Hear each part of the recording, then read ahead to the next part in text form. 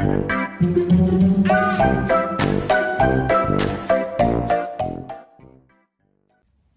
again, Rebecca here, and welcome back to another Brutus Monroe design team layout. So we're going to play with some embossing ink, which is a clear sticky ink, some aqua pigments in the color Penny, 2 embossing powders. We have a rose gold and also Penny. I'm going to go ahead and scrap these 2 photos, which is from Thanksgiving of 2021 of me and my husband, and this beautiful die set, which is called Dotted Heart. So it's an 8-piece set. You get the dotted heart, the starburst heart, and the 2 full hearts to cut them out, along with the words that say miss you or missing you. So I'm going to go ahead and pull out my Big Shot and just some scraps, and we are going to pop out 5 of these. I think we're going to do 2 of the starburst and 3 of the polka dot or vice versa, but I'm going to show you a couple of these. The starburst punches out fabulously on its own. This polka dot one, I do have to come in and I just measure up the little ruffled edge heart that goes around it and cut that. You can cut that out as well. How cool is that? So you get like, it's very, very cute. See right here? There you go. All right, so now we're going to do the embossing.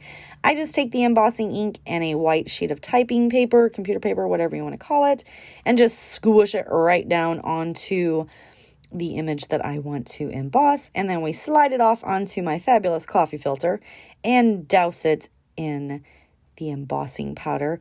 I'm going to use my tweezers, and these are the ones that, will hold the things and I don't have to hold the tweezer. I go ahead and move that back onto the sheet of paper that does not have the ink on it. And I'm going to grab my heat tool after I dump all my powder into the container. And look at that. Oh, you can see it on here too. And we're just going to emboss this one. So all of this pattern got the, I believe, rose gold that was.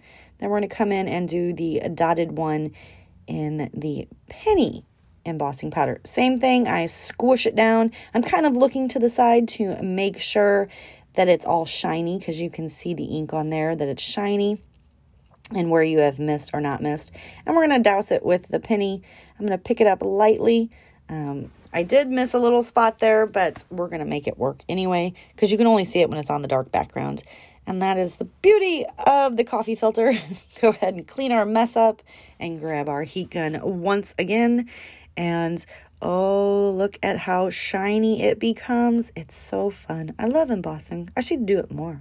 So then I decide that I want to back them in some black cardstock. So I'm going to take each of the hearts and cut out some bigger hearts so that I can glue them together, which I will do off screen, I believe, because it's just, paper piecing them together, one heart on the other heart. So we have those 3 right there of the straight edge heart, and here is the ruffled, I guess you'd call it a ruffled, wrinkly edge heart. And I'm just running it through. You guys notice I changed my my cutting plates too, right? It was time. That bottom one, it was time. So the top one became the bottom one, and we have a new top one. Yay. All right, so those are all done. I did 3 of the starburst and 2 of the polka dot.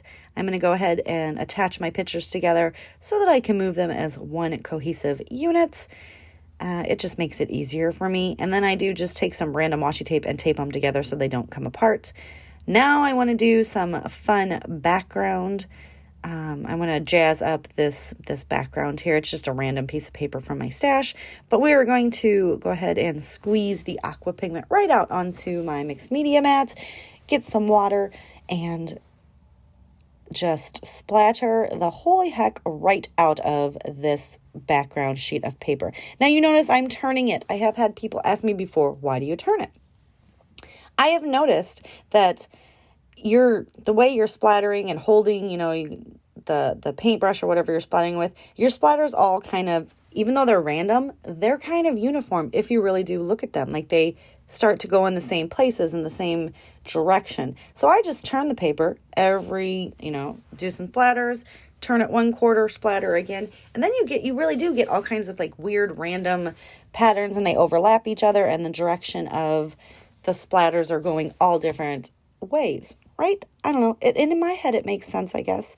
So I'm going to take a scrap, just a random old scrap that I had sitting over on my desk, and I'm going to cut it down. I cut it a lot bigger than I want it, and then I'm going to take some more of that Penny Aqua pigment, and I'm going to paint it. So I'm going to make my mat around my photo the Penny Copper color, and it's so easy. Just a white piece of scrap paper, doesn't have to be anything special, and just paint the aqua pigment right to the side so that when you now mat the photo, I will have more of that copper penny color coming through, and it is so pretty and metallic-y, and I need to use this like on every layout, you guys. If you can, if you want to get your hands on this, just head on over to the Brutus Monroe website. I will have everything linked down below, and you can just go ahead and check out what they got. They have fabulous sales all the time anyway, so it never hurts to just stop there.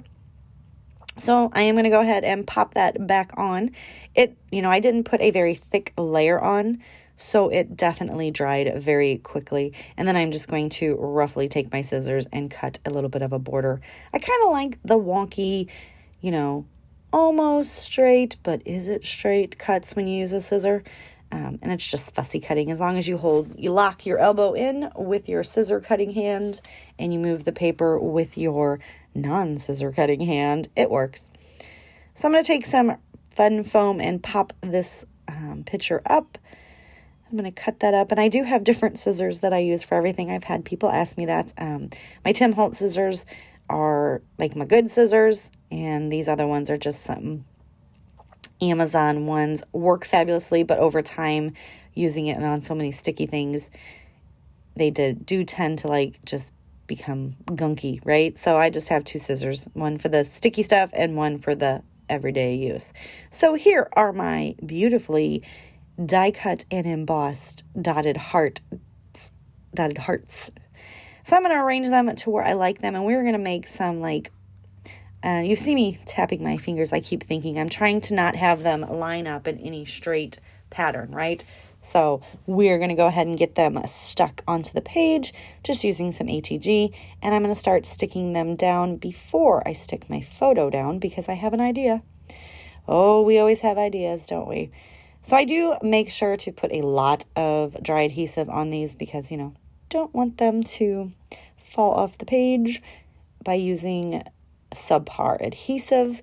You notice that dot one, you can no longer see that white spot. I did take some of the Penny Aqua pigment and just colored in just a bit. So I have some random old twine or jute. I'm not 100% sure what it is, but I thought it would go perfectly with the colors that I'm using, which is all, metallic-y natural colors. I grabbed some heart brads that I had in my stash as well. That's more of a heart pattern, or it's not more of, it is a heart-shaped brad. And I'm going to see, I stick the twine down, I get it stuck on, and I do take my tiny Tatcher Tim Holtz stapler, and I do just staple those at the top to make sure they stick. I cut off the top heart or the bottom heart and the left side of the page heart, and I added them back on just to fill out that open space at the top right of the layout. I go ahead and get my photo stuck down, and then I'm going to simply add the title of Thanksgiving. And then I'm going to look through and see if I want to add anything else, but I don't. So that is it for today's layout. Don't forget to go check out the website, and I will see you guys later. Bye.